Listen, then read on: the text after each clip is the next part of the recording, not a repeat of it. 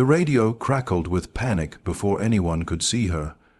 Rangers were pinned behind shattered stone, the air tasting of dust and cordite, the kind that scraped the throat raw with every breath. Someone screamed into the channel, asking who was shooting so cleanly, so impossibly calm, while bullets stitched the ground inches from their boots. The answer came seconds later, carried not by words, but by the sudden stillness after another enemy fell. On a ridge no one had cleared, a teenage girl lay prone, elbows dug into gravel, cheek pressed to cold steel. Her heart was steady in a way that frightened even her. She had learned early that fear wasted oxygen. Each shot was a promise she intended to keep. She had not planned to be here. Hours earlier, she had been told to stay back, to let professionals handle it, to remember her age, her place, the fragility everyone assumed clung to her bones. The dismissal still burned hotter than the sun baking the valley. But when the convoy was hit and the radio traffic dissolved into confusion, she had moved without permission, without ceremony. Her fingers remembered what her mind did not question. The rifle's weight was familiar, almost comforting, the way a childhood object feels safe even when the world is breaking. Through the scope, enemies were not monsters or myths, just shapes making fatal mistakes. She corrected them one breath at a time. Below her, the Rangers felt the pressure ease, but did not understand why. They had trained for chaos, for death, for the certainty that someone would not make it home. What they had not trained for was the strange relief of being saved by an unseen hand, precise and merciless. The radio call came again, sharper now, edged with disbelief. Who is shooting? The question carried something close to accusation, as if competence itself were suspicious.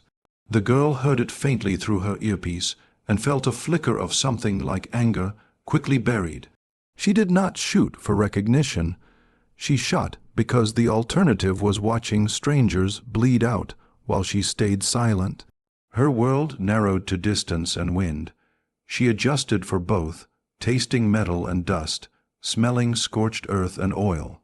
Each squeeze of the trigger sent a shock through her shoulder, a reminder that her body was still small, still young, still bruised easily.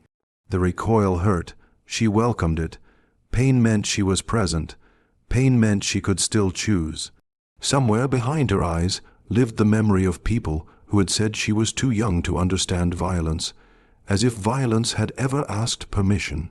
She understood it intimately, the way it erased futures. She understood what it took to stop it. The enemies began to scatter, confusion rippling through their ranks. They could not see her, could not locate the source of their unraveling. Fear changed their movements, made them sloppy. She exploited that without mercy. The Rangers advanced cautiously, disbelief giving way to grim gratitude as they realized the tide had turned. One of them muttered a prayer without knowing who it was meant for. Another felt shame prickle under his helmet at how wrong he had been about who could save them. None of them knew her face yet, only the certainty that someone young and unacknowledged was rewriting the outcome of their worst hour. When the last shot echoed into silence, the valley felt unnaturally still. Smoke drifted lazily, and the smell of spent rounds hung heavy. The girl lowered the rifle and exhaled for what felt like the first time in years.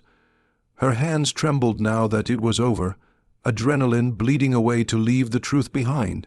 She was tired. She was terrified. She was alive. The radio erupted again, voices overlapping, searching, demanding answers. She did not respond immediately. She watched the Rangers regroup, watched medics move, watched life stubbornly persist. In that quiet, she allowed herself a single, fragile thought, that being underestimated had nearly killed them all. When she finally spoke, her voice was calm, almost gentle, incongruous with the devastation she had wrought. The reaction on the other end was stunned silence, then a cascade of disbelief that tried and failed to hide its awe. A teenager, they repeated, as if the word itself were incompatible with survival. She listened without flinching. She had been called worse, she had been ignored longer.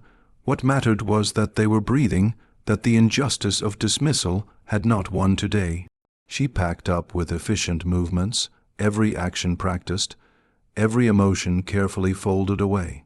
Later, when the dust settled and the story began to spread, it would be told in fragments, distorted by shock and pride. Some would focus on the shots, on the impossible accuracy. Others would linger on her age, turning it into a spectacle, a headline meant to astonish rather than understand. Few would grasp the deeper truth, that courage does not wait for permission, and skill does not announce itself loudly. As the Rangers finally met her, seeing not a legend but a young girl with dirt on her face and exhaustion in her eyes, something shifted. Respect replaced doubt, heavy and humbling. She accepted it quietly. There was no triumph in her posture, no hunger for applause. Only a solemn understanding of what had been done and what it had cost. In saving them, she had crossed a line she could never uncross, and she knew it. The valley would fade, the story would grow, but the weight of each decision would remain with her. Still, as the sun dipped and shadows stretched long across the ground, she felt something settle in her chest that had nothing to do with pride. It was the knowledge that when it mattered most, she had not stayed silent. And in a world that so often refused to see her, that quiet resolve had been enough to change everything. The Rangers did not know what to do with her once the adrenaline drained away. War had rules they understood, hierarchies that made sense when chaos pressed in from all sides. She did not fit any of them. She sat on a broken crate at the edge of the clearing, boots dangling above the dirt, rifle resting across her knees like something borrowed rather than owned. Dust streaked her face, and a thin cut on her brow leaked slowly, unnoticed. Around her, hardened men moved with the restless energy of survivors, glancing at her when they thought she wouldn't notice, then looking away as if caught staring at a contradiction. She felt their confusion as clearly as if it were spoken aloud. To them, she was wrong in a way that unsettled something deep.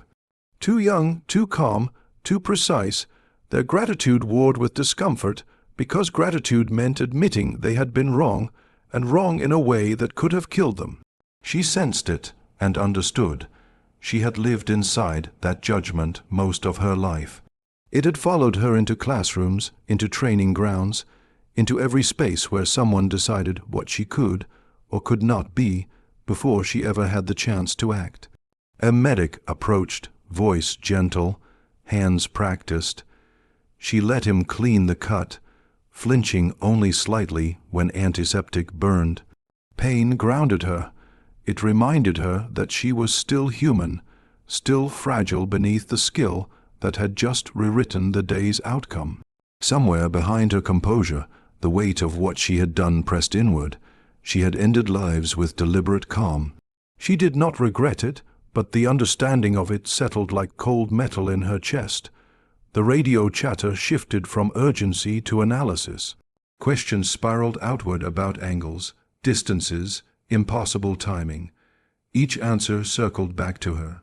A teenager, some repeated again, softer now, as if volume alone could make the truth less threatening. One ranger watched her closely, a man with eyes that had seen too much to dismiss anything easily. He saw the way her fingers flexed, still remembering recoil, and recognized something familiar. Not innocence lost, but innocence never afforded. She overheard fragments of their doubt. Was she trained properly? Who authorized her? What if she'd missed?